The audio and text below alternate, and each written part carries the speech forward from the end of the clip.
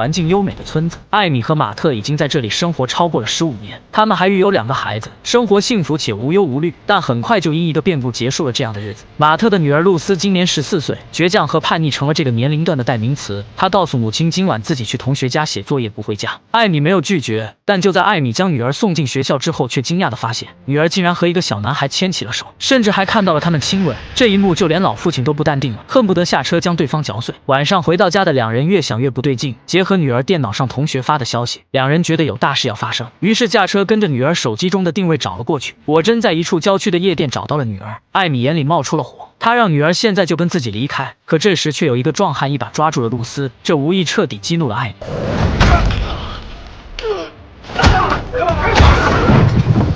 很快就有人想上前凑热闹，但他们哪会是2人的对手，完全被压着打，毫无还手之力。甚至还有1人被马特从2楼扔了下去，瞬间引起了全场的注意。看到这一幕的2人知道麻烦了，于是迅速带着女儿离开了现场。转眼来到了第2天，正在看报的马特突然听到了门铃声，于是上前将门打开，发现竟然是自己的老上司扎克，这让他相当的惊讶。但当他询问对方怎么找到自己时，扎克却打开了一个视频。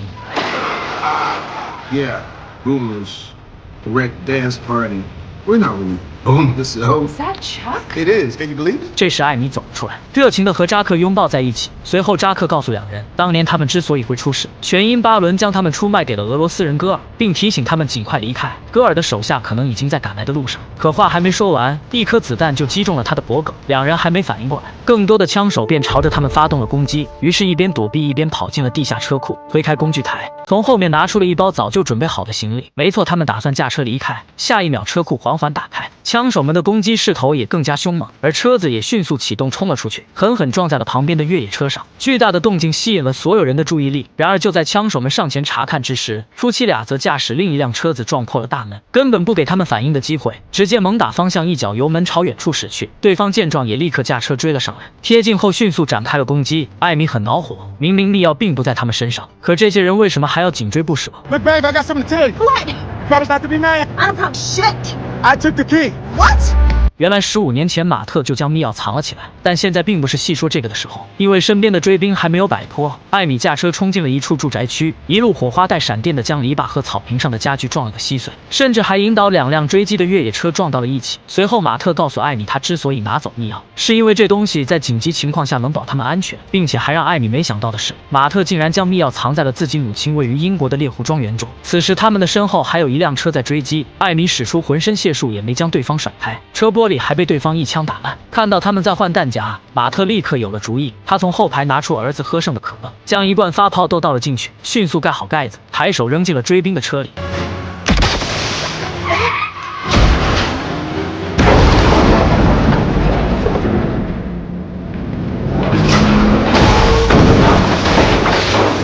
最后一个威胁也在2人的配合下轻松解决，然后驾驶那辆破车来到了孩子们的学校，在所有同学的一脸震惊中，带着2个孩子迅速离开了餐厅，然后来到机场。这时孩子们才知道他们接下来要去英国看外婆，2个人很惊讶，因为在他们的意识里母亲从来没提过外婆。艾米也解释说只因和母亲的关系不好，所以才没提过。随后一家人顺利坐上了飞机，并在2个小时后安全落地英国，但在通过安检口时还是被监控拍到。一家人刚坐上大巴离开机场，中情6处的特工们便赶了过来，领头的正是艾米的前男友巴伦。在看到一家4口的信息后，巴伦猜测他们来英国肯定和密钥有关，而此时的马特却锁定了一辆车，并告诉孩子们他们到站了。下车时，艾米故意撞了一下那辆车的车主，成功摸走了他的车钥匙，顺手交到了马特手上。但他们刚刚离开，车上的一名壮汉就按出去了一个电话。怎么离开？ Хитро лоджи. Dobra, będziecie co i jak. 在孩子们一脸震惊中，马特驾车停在了他们面前。路上为了防止被追踪和监听，艾米拿走了2个孩子的手机，还拆掉了卡片并将其掰碎。不久之后，他们将车驶入了一处加油站，但儿子在便利店吃东西时却用游戏机连上了 WiFi。很快，戈尔就锁定了他们的位置，大批赶来的手下立刻就将2人围了起来，个个都想拿下他们邀功，但显然他们高估了自己的实力。马特用打火机点燃油枪，直接压制的他们不敢靠近。艾米也提起扫把和这群人周旋在一起，身手依旧是那样的出色果断。 Ah!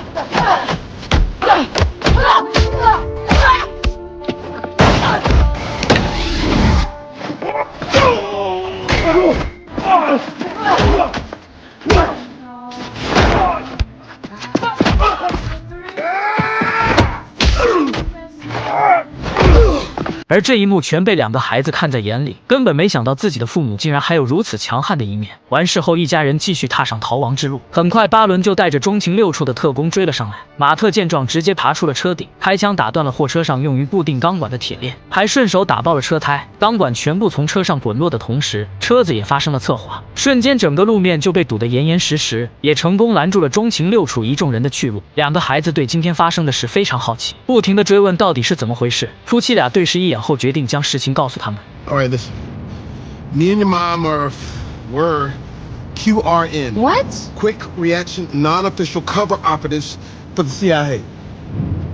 We were spies. You guys were spies? Yes. Like Jason Bourne? Yeah, but we remember stuff. Yeah. 孩子们听完觉得父母很酷，但这一路上的苦却只有两人知道。抓捕无望后，巴伦也回到了加油站，查看了现场的尸体。女探员一眼就认出他们是车臣沃尔卡集团的人，而巴伦之所以知道艾米和马特在这，也是因为他监听了沃尔卡集团的通讯。这时手下过来告诉巴伦，他们锁定了马特儿子的游戏机，可随时定位他们。这对他们来说是个非常好的消息，但他们不知道马特已经弄明白了暴露的原因，于是随手将儿子的游戏机扔出窗户，刚好落在了路过的卡车上。这下他们可有的玩了。经过一晚上的赶路之后，他们顺利来到了位于郊区的猎湖庄园。艾米输入了一串很长的密码，大门缓缓打开。由于和母亲的关系不好，所以这是时隔20年来艾米第一次回家。就在他们打算进去之时，一声枪响传来，紧接着掉下来一只大鸟。没错，这个穿着时尚的老太太正是两个孩子的外婆。It's you. Well, hello, Mother. Still killing shit, huh? Don't test me, dear. I'm still a damn good shot. These are your grandkids. Please don't shoot them. Oh, they're so much bigger than they are in their pictures. Pictures. 原来这些年马特一直和老太太有联系，为的就是让她不那么寂寞，当然也见证了孩子们的成长。随后他们回到了屋子，孩子们对于外婆的大房子充满了好奇，马特则向金妮说明了彼此的来意。但这时一个壮硕的年轻人走了进来，看他和金妮的亲密举动，显然两人的关系不一般。两个孩子看到这一幕也露出了惊讶的表情。很快另一边的巴伦就拦住了那辆被马特扔了游戏机的卡车，并找到了那部游戏机。其实巴伦早就猜到了会是这样的结果，因为他对马特还算了解，而女探员凯拉也通过卫星锁定了几人的大概位置，将这个范围缩小到了8公里。排除周围的兵工厂和赛马场之后，只剩下了一个可疑的庄园。信息显示这个庄园的主人名叫金妮。听到这个名字的巴伦觉得耳熟，搜索下才得知此人正是军情六处有史以来最传奇的女特工之一。又查出了金妮和艾米的关系，这下就连巴伦都没底，因为这个女人他可惹不起。而马特和艾米将两个孩子交给外婆之后，便马不停蹄地来到了庄园的后院，走进了一个古老的地下堡垒。没错，马特将密钥藏在了这里。这时头顶突然传来了直升机的声音，两人立刻跑了出去。此时除了那架直升机外，庄园门口也来了一群不速之客，他们用特殊装置破坏了监控，并炸开了铁门，快速冲进了庄园之中。马特和艾米刚进入房间，就看到了已经被束缚的金妮和阿奈。在帮他们解开绳索后，两人打算去找孩子们，可下一秒就被一群全副武装的枪手围了起来，然后压着他们走进了旁边的房间，看到了被五花大绑的儿子和女儿。马特从怀里掏出了密钥，只要放过孩子们，他愿意将东西交出来。但这时扎克却从旁边走了出来。Chuck. Emily, Matt, what is this? Well, good to see you.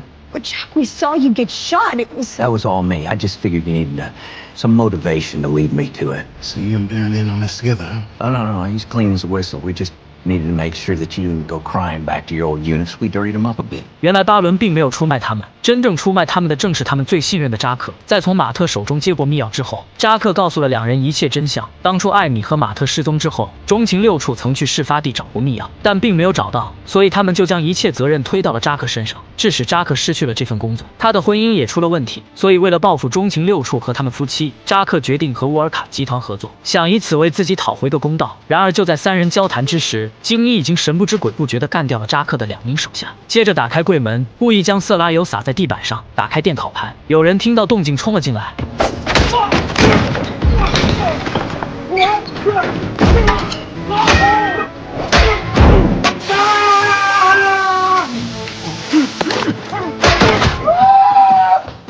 这次的动静引起了屋内人的注意，夫妻俩迅速对身边的枪手展开了攻击，干翻几人之后拔枪对准了扎克。扎克表示只要他们俩不再捣乱，等手上的事忙完，他就会放了2个孩子。接着身后出现的手下打晕了夫妻俩，扎克则带着2个孩子离开了庄园。半个小时后，艾米和马特醒了过来，但现在去追显然已经晚了，于是他们打算从监控中寻找线索，却意外发现了儿子在离开时所做的手势。It's like this fitness tracker he wears on his thumb. It has GPS. 通过电脑，几人锁定了儿子的位置，在一个名叫泰特现代美术馆的地方。于是两人马不停蹄地赶过去。由于门口的安保严密，两人只能扔掉身上的配枪。另一边的扎克手下也已经连接好了密钥。没错，他今晚要对这个东西进行拍卖。没过多久，参与竞赛的几名买主就赶到了这里。为了展示密钥的能力，扎克命令手下启动密钥，关掉整个城市的电力系统。手下立刻照做，瞬间整个城市的电力系统全部瘫痪。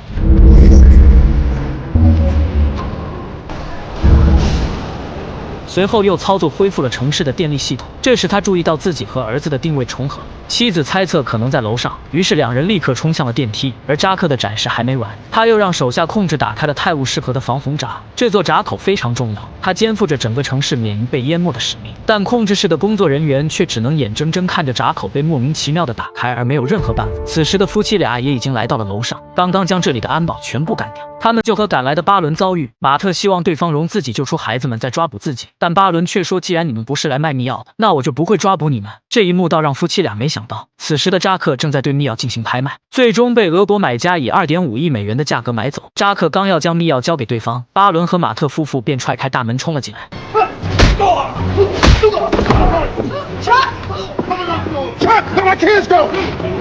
夫妇俩刚追到河边，就被2名手持武器的戈尔手下挡住了去路。同时，他俩也看到扎克已经坐上了船，还带走了孩子们。Gotta wants the key. We don't have it.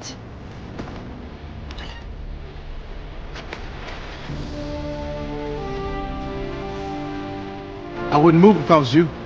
She's still a damn good shot. 随后，夫妇俩抢过2人的摩托，朝着扎克的方向追去。没过多久，戈尔的手下就追了上来，对方有武器，不停地朝他们攻击。2人立刻分头行动，马特使出一套特级动作冲了出去，但反应不过来的追兵却直接将自己镶在了墙上。而去追击艾米的枪手也没好到哪里去。船上的扎克以为安全了，于是通知手下带着密钥去约定的地点会合。但刚刚下楼就被等金妮的阿奈发现，女人刚准备驾驶车辆离开这里，可突然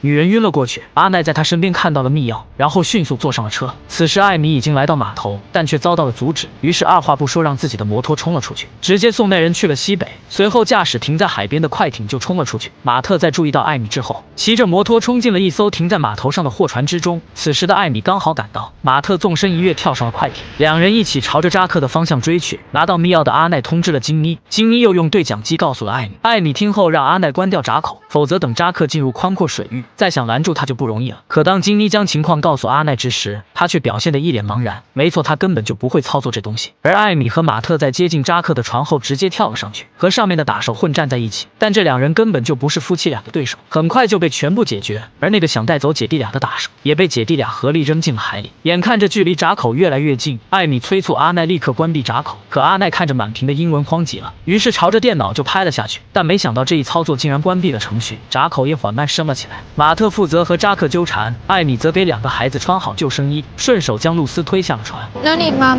I got this. 随后夫妻俩合力将扎克胖揍一顿，接着一同起身跳进了海里，然后下一秒，